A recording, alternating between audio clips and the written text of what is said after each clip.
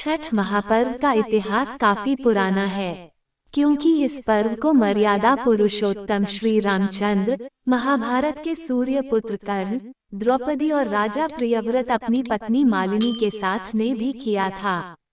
मान्यता है कि माँ छठी से जो कुछ भी मांगा जाता है वह शीघ्र ही उसे प्राप्त हो जाता है।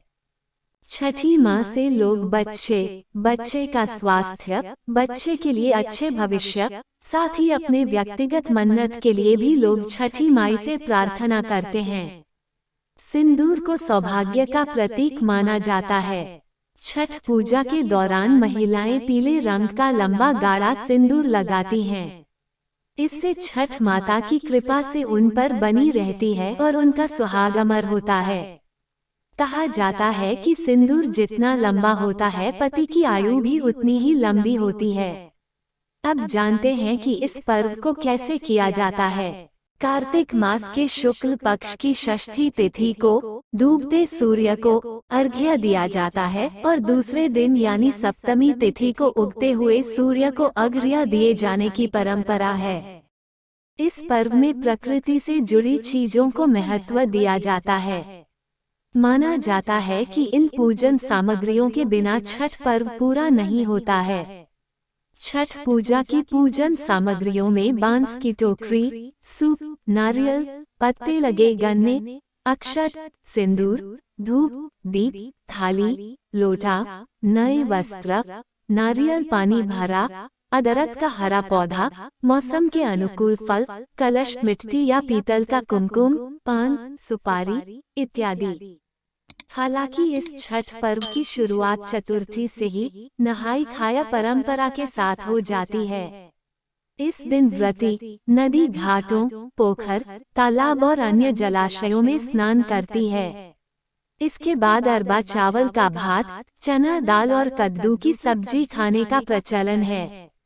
बाद में इसको परिवार के अन्य सदस्य भी ग्रहण करते हैं। इस बारे में कहा जाता है कि इसके माध्यम से व्रती खुद को निर्जला व्रत के लिए तैयार करती हैं। दूसरे दिन यानी कार्तिक मास शुक्ल पक्ष पंचमी को खरना होता है। इस दिन व्रती पूरे दिन निर्जला रहती हैं। शाम को गन्ने के रस से तैयार गुड़ से खरना में रसियाव या खीर बनाती हैं। इसे व्रती पूजा करने के बाद ग्रहण करती हैं। इसमें घी लगी रोटी भी प्रसाद के रूप में अर्पित किया जाता है। व्रती के बाद इसे परिवार के अन्य सदस्य भी लेते हैं।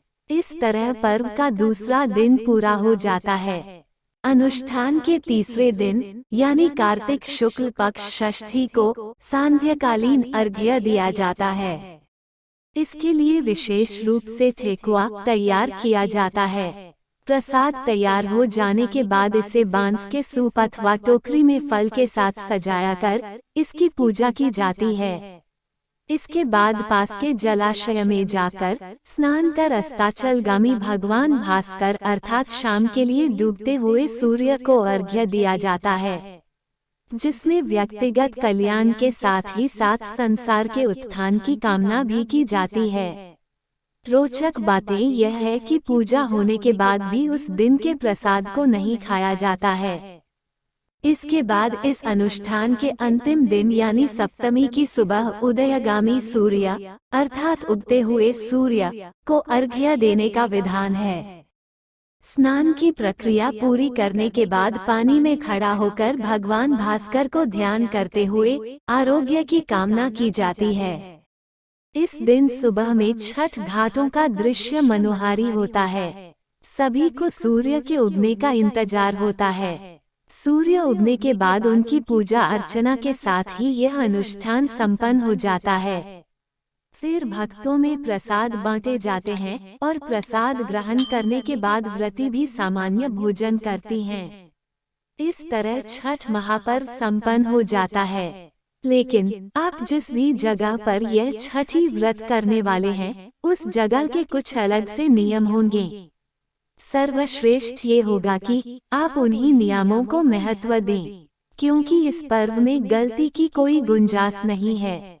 जय छठी माँ। ऐसी ही और वीडियोस देखने के लिए हमारे चैनल को सब्सक्राइब करें।